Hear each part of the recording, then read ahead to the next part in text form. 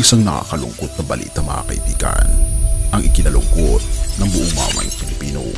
Gayon din, ang ating Pangulo ay nagluksa at dinalala ang kabutihan ni Nora Aunor.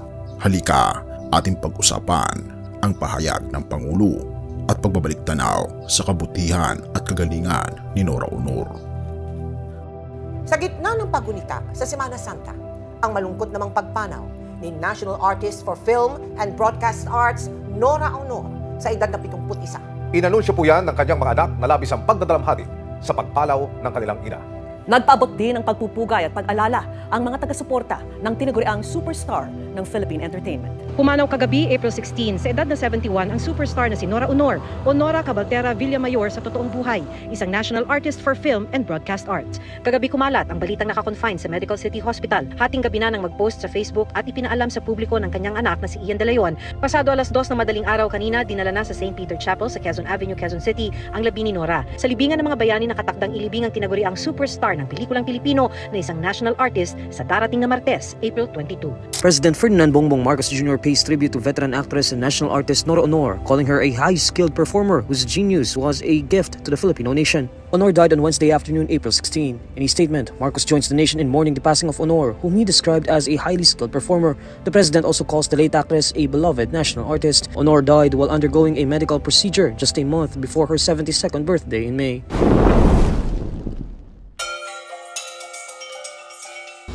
Bago natin ipagpatuloy kaibigan, siya nga pala ang Great Controversy na isa sa mga pinaka-kontrobersyal na libro dahil tumutukoy ito sa mga propesiya sa libro ng Daniel at Revelation na nagaganap na sa panahon natin ngayon bago ang pagdating ng ating Panginoong Diyos ay pinamimigay na namin ng libre sa pamamagitan ng PDF. At ito ay nasa limited lamang na panahon, kaya i-click mo sa description sa baba upang ma-avail mo kaibigan ang napaka-importanteng libro ito na magbubukas sa iyo sa mas maliwanag mong hinaharap. Purihin ang ating Panginoong Diyos at tayo magpatuloy.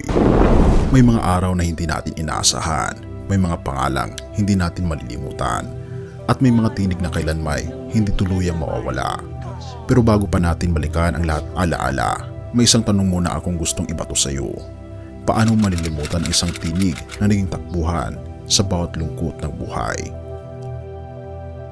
Noong Martes, ang buong bansa ay napahinto, hindi dahil sa isang kalamidad, hindi rin dahil sa isang selebrasyon, kundi dahil sa pagpanaw ng isang malaman, isang superstar, isang ina ng pelikulang Pilipino, si Nora Aunor.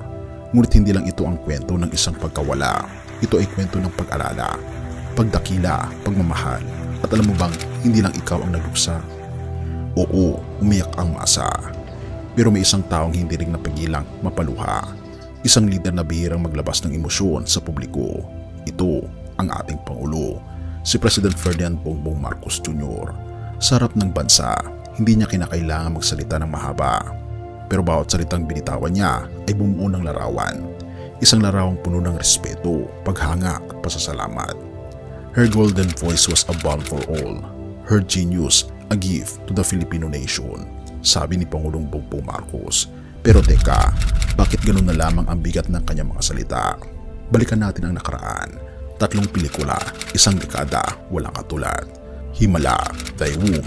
Hindi lang ito ang mga pelikula. Ito'y mga salamin ng ating kasaysayan, ng ating pagdurusa, ng ating katapangan. At sa dami pa ng kanyang mga ginawang pelikula, ay talaga namang tumatak na ang pangalang Nora Aunor sa kasaysayan ng pelikulang Pilipino.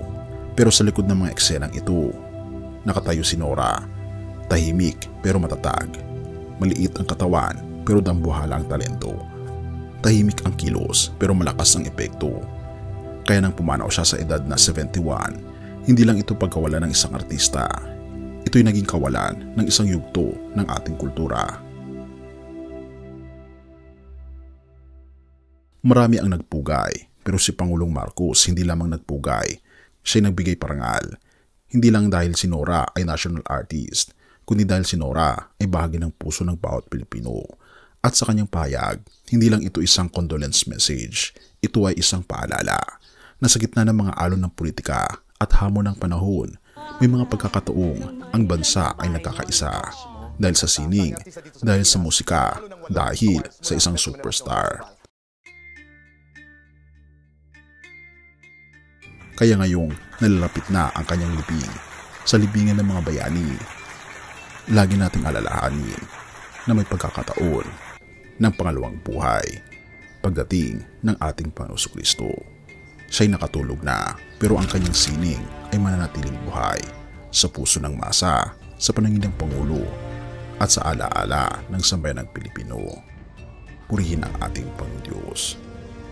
Unang Tesalonica 4 verse 14, sapagkat naniniwala tayong si Jesus ay namatay at muling nabuhay, gayon din naman naniniwala tayong bubuhay ng Diyos ang lahat ng namatay na sumasampalataya kay Jesus at isasama niya sa Kanya. Sa mga sandaling tayo nagluluksa, lalo na sa pagpanaw ng isang mahal at dakilang tao tulad ni Nora Aunor, tila ba tayo ay naiwan sa katahimikan ng lungkot? Ngunit sa gitna ng katahimikang iyon, may tinig tayong dapat pakinggan. Ang tinig ng ating Panginoon Jesus na nagsasabing, "Ako ang muling pagkabuhay at ang buhay." Ang pagpanaw ay hindi ang katapusan, hindi ito ang huling kabanata. Ang ating Panginoon Kristo mismo ang patunay na ang kamatayan ay tinalo na at sa Kanya may bagong simula. Kahit ang paglisan ni Nora Aunor, bagamat masakit, ay hindi kawalan kundi isang pag-uwi, isang pagpasok sa pangakong buhay na walang hanggan. Hindi natin basta lang pinupuri ang kanyang galing at sining, kundi itinuturo natin ang pinakadakilang katotohanan na ang tunay na pag-asa ay walang iba kundi ang ating Panginoon Kristo. At ang sinumang sumasampalataya sa Kanya, gaya ng sinabi sa Tesalonica, ay bubuhayin muli.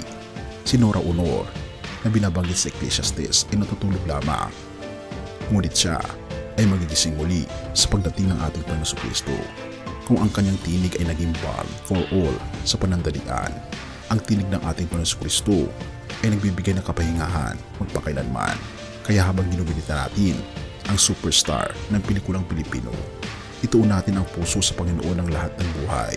Walang iba kundi ang ating Panginoon Jesus. Dahil sa Kanya, ang lungkot ay may pag-asa, ang kamatayan ay may kahulugan, at ang buhay ay may tagumpay. Hindi dahil sa sining, kundi dahil sa krus. Purihin ang ating Panginoon Diyos at tayo manalangin. Ama naming Diyos na makapangyarihan sa lahat, salamat po sa iyong pangako na muling pagkabuhay. Sa gitna ng aming pagdadalamhati, ikaw ang aming pag-asa. Inaangkin namin ang iyong salita at ipinagkakatiwala namin ang aming mga mahal sa buhay sa iyong mga kamay. Bigyan niyo po kami ng kapayapaan at pag-asa na hindi magwawakas. Pinupuri po namin at pinapasalamatan o aming Panginoon Diyos sa inyong pong kabutihan sa amin at patuloy niyo pong gabayan ang mga mahal sa buhay ni Nora Aunor. At tulungan kaming ituon ang aming pansin sa muling pagkabuhay ng mga namatay kay Kristo at tulungan niyo po kaming manampalataya hanggang huli na bagaman kami po'y makaranas ng kamatayan, ay makakaranas kami ng buhay na walang hanggan dahil sa aming pananampalataya sa aming Panginoon Kristo na siyang namatay at muling nabuhay. Pinupuri po namin at pinapasalamatan ang aming Panginoon Diyos sa pagdinig ng aming mga panalangin at patawarin po kami sa lahat ng aming pagkukulang at pagkakasala sapagkat ito masamot hiling sa matamis na pangalan ng aming Panginoon Jesus. Amen.